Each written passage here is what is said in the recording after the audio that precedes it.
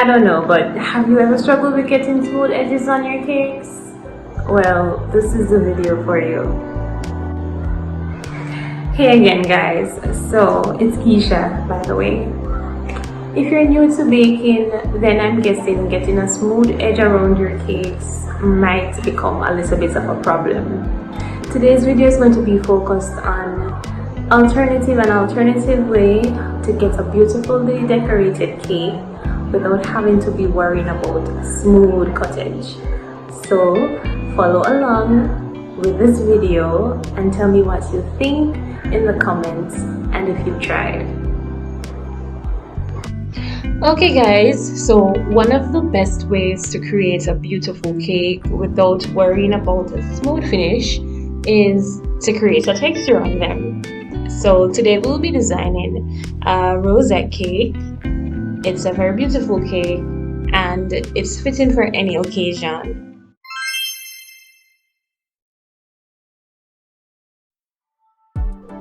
So I already have my workstation prepped and I added a little piece of tape to the bottom of this cake drum.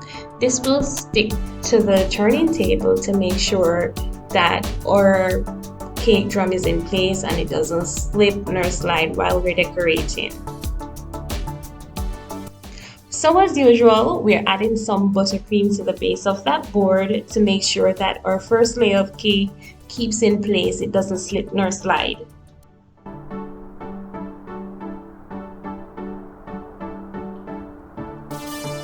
I always wrap my cakes in some cling wrap. So as soon as they're baked up, I will wrap them up in the cling wrap and put them in the fridge. So once I take these layers out, when the condensation process begins, that's when the little water droplets gather on the cake. It will gather on the cling rather than the cake itself.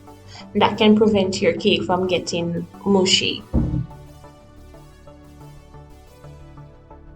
These cake layers are 6 inches round and about 2 inches tall. I'm taking the first layer of cake and placing it right on that buttercream swirl that I just made. Be sure to press it down so that it sticks to the board.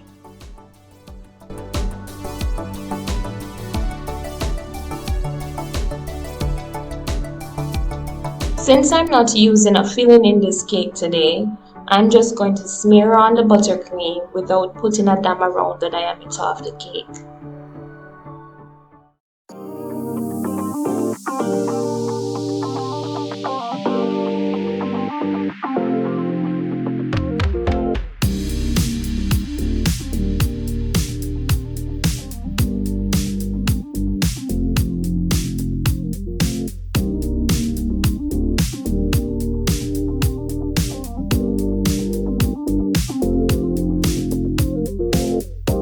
So whenever you're decorating a cake, you will need a container to clear off your excess buttercream on your palette knife or your scraper.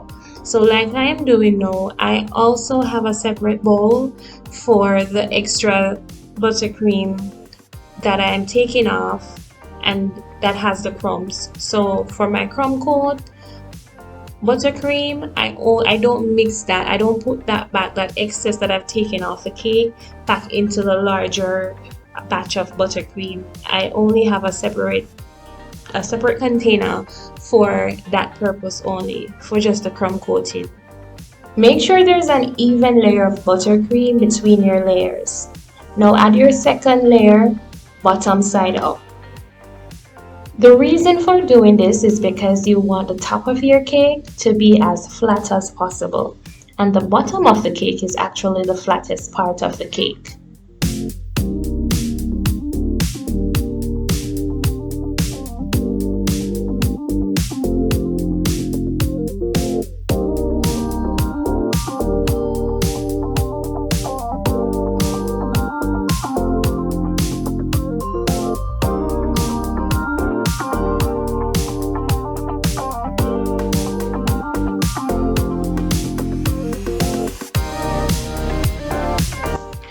And notice I'm reusing buttercream that was already put away in the crumb coat buttercream to add to the cake instead of getting fresh buttercream from the larger batch.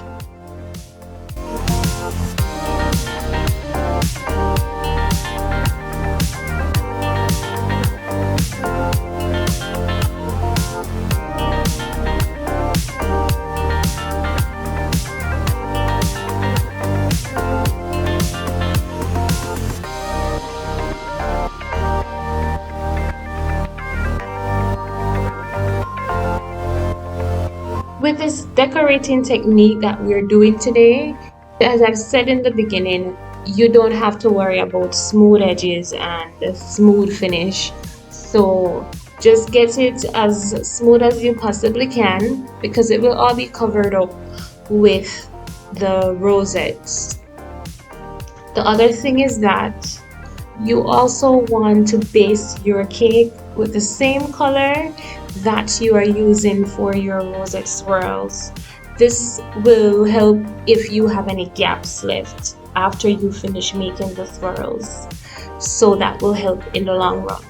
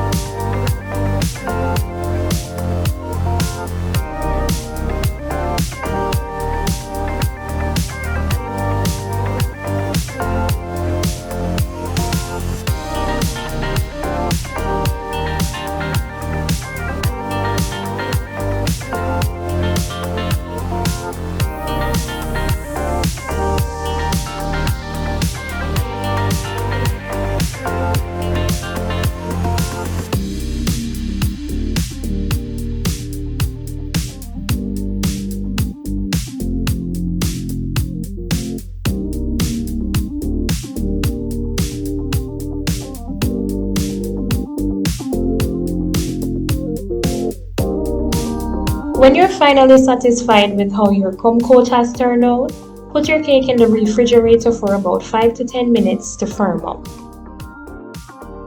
You want your base coat thick enough that there are no cake layers showing through. So when you're done making your swirls, if there are any gaps, that base coat will kind of give an illusion that there really isn't a gap there. It won't be so obvious.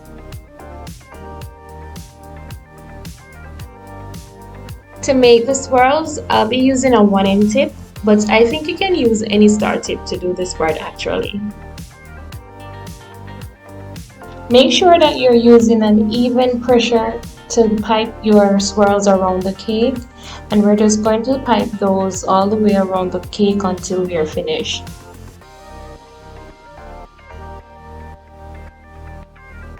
So notice how after I make the swirl, there's a little tail at the end of the swirl.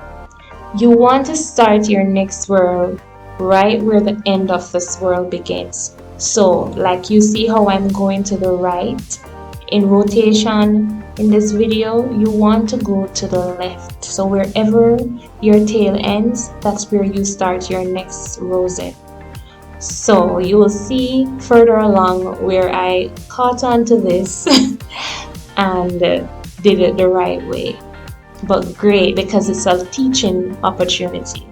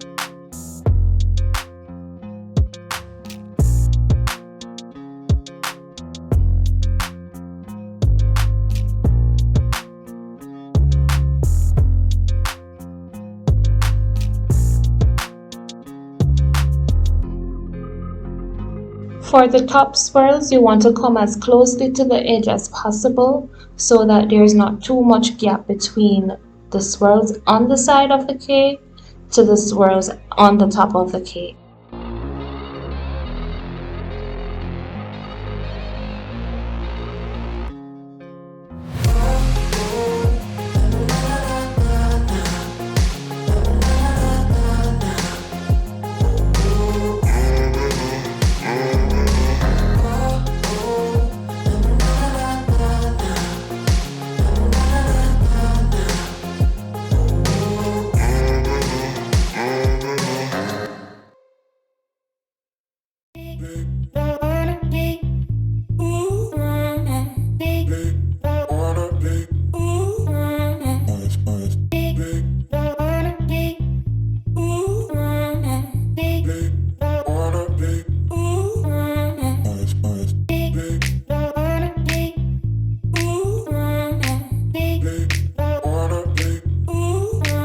Now, if there are any large visible gaps, you want to go ahead and clear those out with adding some buttercream.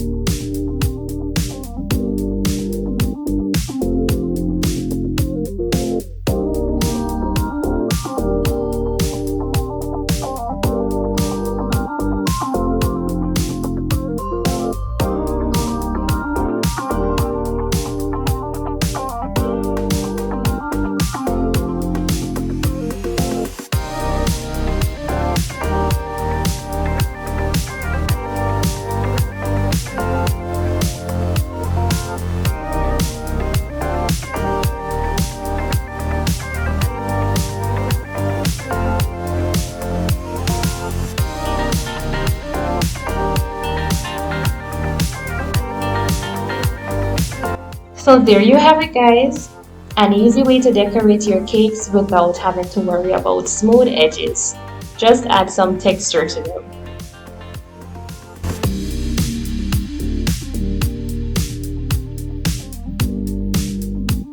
This cake is perfect for birthdays, shower cakes, smash cakes, any kind of event that you could possibly think of. This is a very beautiful cake that you can present to your guests. So I hope you enjoyed this video, and as always, thank you for watching and see you in the next one.